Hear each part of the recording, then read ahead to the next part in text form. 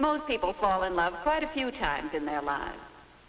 Well then, how can you tell when you're really in love? Smaller size shop thing. I'm just honestly glad we got a sale. We got to experience it. Yeah. It's experience at the end of the day, and we have more clothes for the next one. Yeah, come shop. Welcome to the week of self-love. So this week we are tackling different ideas on the good and the bad about ourselves. Mainly the good. This week we're all about the good.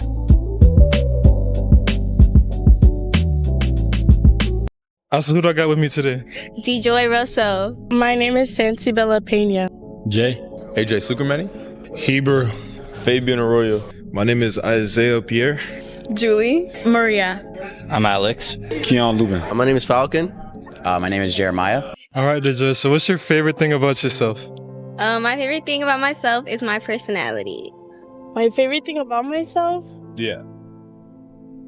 Does it have to be physical or it can be? It could be absolutely anything. My favorite thing about myself would be, my creative aspects, but then also just my drive and my ambition towards something. I feel like, not only do I feel like, but it's a proven fact that people can sense your passion and your push towards what you want in life. If you have that goal and that push, then people can just generate off of your energy and just you attract. I would say my favorite thing about myself would be, I would say my personality for sure.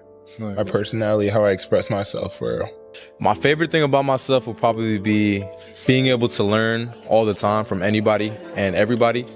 I would say being able to learn is probably a really good quality that everybody should have, and that, you can do a lot of and do a lot from, I guess you could say. So yeah, that's probably my favorite quality. I would say my favorite thing about myself is my extrovertedness, my ability to always make conversation wherever I am and meet new people and thrive in different environments.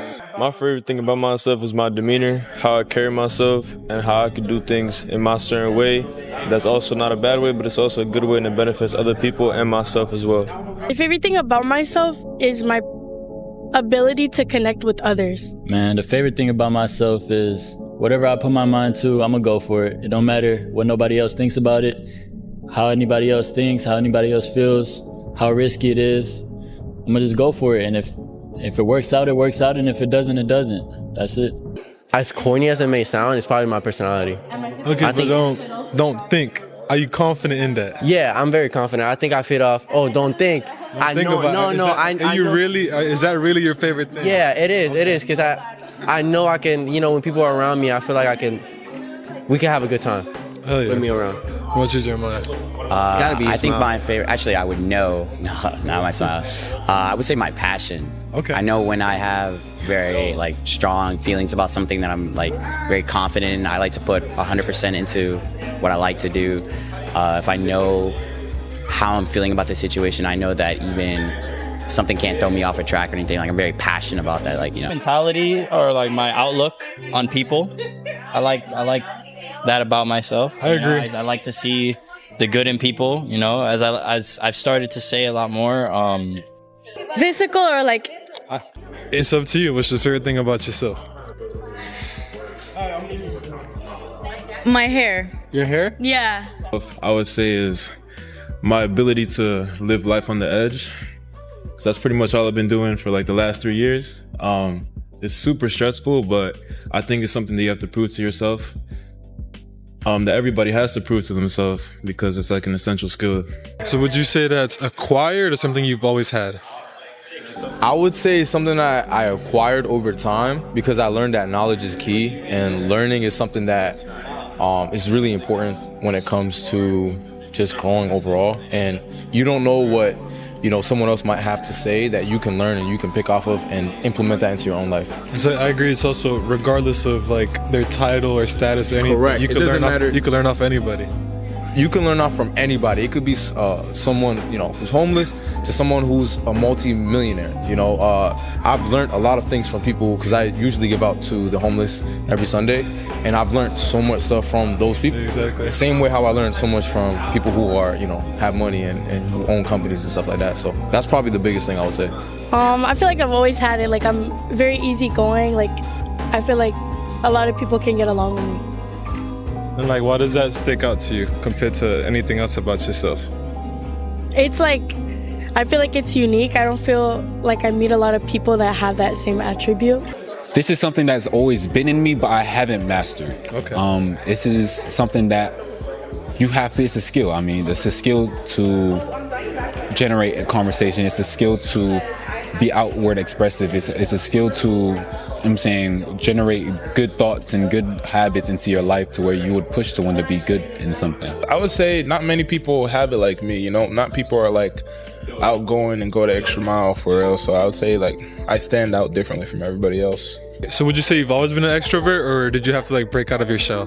I would say, I feel like everyone always takes a little bit to break out of their shell. I think for me, I've always just been able to do that naturally. Obviously, it's harder in different situations, like when you're younger in school and stuff like that. But once you kind of overcome that part, it just comes a lot easier. So I think it was more natural for me. Would you say that's been a choice, or just how things have played out? No, it was definitely a choice, because when I was a senior, I had like either college or entrepreneurship, and I decided entrepreneurship. How can you tell when you're really in love? And I decided entrepreneurship, but I didn't know where to start. So I chose sales. Ended up getting like a timeshare sales job. And I started killing that shit early. I was making like $5K a month as a senior in high school. So at that point, ever since then, I realized like, I don't need college. I don't need anything besides sales or business. And then ever since then, I did my business with my partner, Jay. And it's been pretty uphill since then. So then what's your personal piece of advice for people either in similar shoes or people that want similar? I would say to really figure out who you are. Some people are A players, some people are B players. Some people have the capacity to have their own business and organize a team and deal with all the stress and all the bullshit that comes with it. And some people are really good B players. You don't have to be an A player. You can go to a company and be the number one salesman, the number one manager, the number one whatever. There's no shame in that. You can still make a fuck ton of money doing that, but just find your route and just be the best at it, because trying to do a bunch of shit, it'll never work. It's facts. It's just skill set, what you can do, how you can impact, and there's always different ways to do it. I think because it was a journey. When I was little, my mom never really treated it like curly hair. I have curly hair. It's kind of up right now, but I thought it was straight, so I will treat it like straight hair. And if you've had curly hair and you treat it like straight hair, it looks terrible. In a sense, it's like you can connect with anybody. You feel like you could talk to anybody. So like, can you talk to strangers? Is that like you don't get anxious? None of that. You're like completely anti-social anxiety. Wait, actually, I want to add. I think I've actually like learned it over time, especially working customer service. Like now, I can just say what I want with no fear ever. Ever. Have you ever tripped out on a customer? No, they have on me though, but I keep peace. One time at SeaWorld, I crashed out on somebody. Yeah, I remember that vividly. I was talking to a lady, and she was asking a bunch of questions, and then this guy just came on, and he was like, I was closing a part of the park, so I had to like make sure nobody goes past me. And he was like tripping out, and then I told him to shut the fuck up. Oh. I think that's something I always had since young. Always been taking risks, taking chances, and some of them didn't work out, and a lot of them did. Thank God. So, amen. Can I ask you a question? Yeah, go ahead. So because I think mental health and all that stuff really tends to come down to physical. Most of the time people they tend to focus on the physical, and even ourselves, right? Because that's the first thing you see. Yeah. So if I were to ask you, what's your favorite thing about you physically, what would you say? Physically, would you count strength as a physical thing? You can say strength is a physical thing. I think what I mean though is what people see you. Okay. What do you think? So, what your question would be? How do you think people Appearance. see you? No, what's your physical appearance? favorite thing appearance-wise? My shoulders. Your shoulders. My shoulders and my smile, because I got my smile fixed. Hey. I had braces for 2.5 years. I would know. Yeah. I feel you on that guy. All right. And that's something Mish taught me. Mish would see me around when we used to train together. Mish used to say, "Show me your teeth," because I would never smile. Yeah. I was before braces. I was insecure. So now I know exactly how you feel. Exactly. When I was younger, I wasn't really confident in my smile and like that. I didn't feel confident whatsoever. And I know when I started to do something about that, and I showed more teeth than anything now. I don't know if I ever told you about that either. You did. So, when you had your gap, right? Yeah, I had a sane gap. Did not like it. And you know what's crazy? I never noticed it until you mentioned it. I was like, oh shit, you do have a gap. You can tell in all. It's little details that like build those insecurities. It makes you feel good once you fix these. It's like I never felt like crazy about it, but I always knew I wanted to fix it, and I knew once I had that, it built confidence. Most people fall in love quite a few times in their lives. Well, then. Is you got to just become comfortable with being really uncomfortable. There's gonna be times where you don't know how you're gonna pay your bills, how you're gonna pay your car. You don't know where your next dollar is gonna come from. You don't even know where your next client. You might not even know. You just gotta stay solid, pray to God, and try as hard as you can, because you always reap what you sow. So if you stay, if you keep the input consistent, the output will always match your input. All right. So if you're going through tough times, just stay solid. And you see Martin, man. He built this from the ground up, and it's only going up. So yeah. How have you grounded yourself in stressful situations then? Let me think about that for a second. I'll say, like you were saying, for me, really praying. Because, there's praying, like God, God, God. Then there's, hey, God. You know what I'm saying? Like really praying.